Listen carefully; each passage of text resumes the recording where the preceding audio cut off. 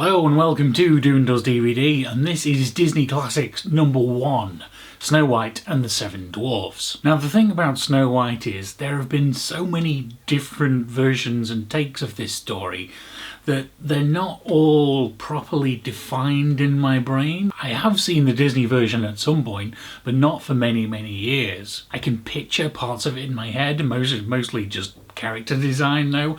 I can picture Snow White, I can picture the Seven Dwarfs, but I can't really picture any of it in motion. I can't think of any scenes from it. And most importantly, I know that the majority of animated Disney films are musicals, but I couldn't name a single song from this film. And so even though I know I've seen this film, or at least I'm pretty sure I've seen this film, it feels like going into this that I may as well have not.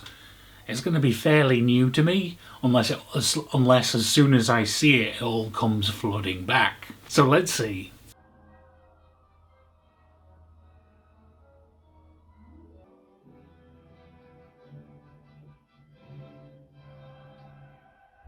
So with this film you have to appreciate its importance in the history of cinema, it being Disney's very first animated film and 82 years old at this point. And thanks to the more timeless nature of animation, it still looks and sounds great. The problem is when you watch it through a more modern eye, is actually kind of boring. The whole setup of the story and characters is just set up on 2 title cards which you have to read. We have a couple of songs, the dwarves do some funny stuff, then we get another title card and it's the end. Then there's the music. I talked before about how I didn't remember any of it, but I should say I wasn't including Hi-Ho in that. But considering that that's just 2 lines repeated over and over again, I'm not sure I consider that a song, it's more of a chant. One I did suddenly remember again upon hearing it was of course Whistle While You Work. If someone had told me that title it would probably have jumped into my head, but I wouldn't have been able to tell you it was from this film. And that's just one of the very many moments where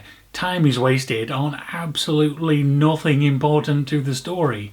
We have an entire song and sequence about Snow White cleaning up a house, which is of course soon after followed up by another entire sequence of the dwarves learning how to wash themselves. There's just so little of interest that actually happens. As for the rest of the music, it seems there's a reason it's not very memorable, and that's because it is completely unremarkable. Even now, a day later, they've completely gone from my mind. And then Snow White as the main character just doesn't seem to have any agency in the story. Things just happen to her. The only thing she seems able to do is cook and clean, which I suppose you have to forgive slightly for this being made in 1937. But watching it in 2019, it just doesn't come off very well. I don't know how it goes in the original story, but at least in more modern adaptations of the story, Snow White is, given more things to do and control over her own life and decisions. And the other thing where the age of the film shows through a bit is that I don't think by today's standards that